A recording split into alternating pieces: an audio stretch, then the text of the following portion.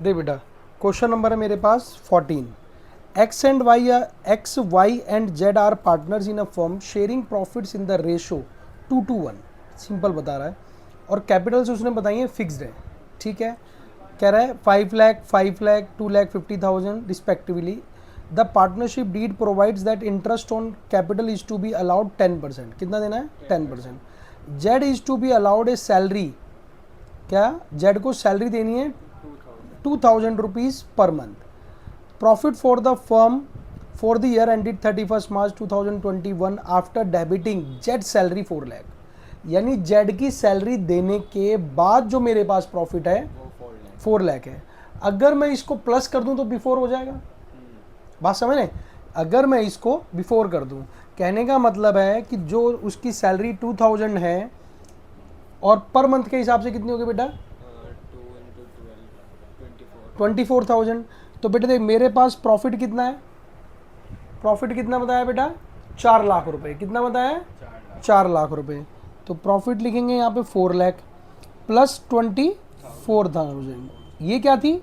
Z की salary. देखो मैंने लिखा है net profit during the year after charging interest on loan given by partner and rent. इनमें से तो कोई एंट्री नहीं है, लेकिन उसने मेरे को अभी भी ये बता दिया कि जो प्रॉफिट जो है जेड की सैलरी को डेबिट करने के बाद है। तो मैं अगर उसको प्लस कर लूं तो बिफोर हो जाएगी। तो बेटा देख, प्रॉफिट कितना आ गया मेरा? 4,24,000। ये समझ आता है? आ गया। फिर वो कह रहा है कि इंटरेस्ट ऑन कैपिटल जो है वो है 10% है, यानी 50,000 इसका, 50 इसका और 25 इसका। राइट, तो लिख देते हैं कौन कौन थे पार्टनर, कौन थे? X Y Z. तो एक्स वाई एंड जेड कितना था बेटे? 50, 50 और 25। टोटल कितना हो गया बेटे? 1,25,000। राइट।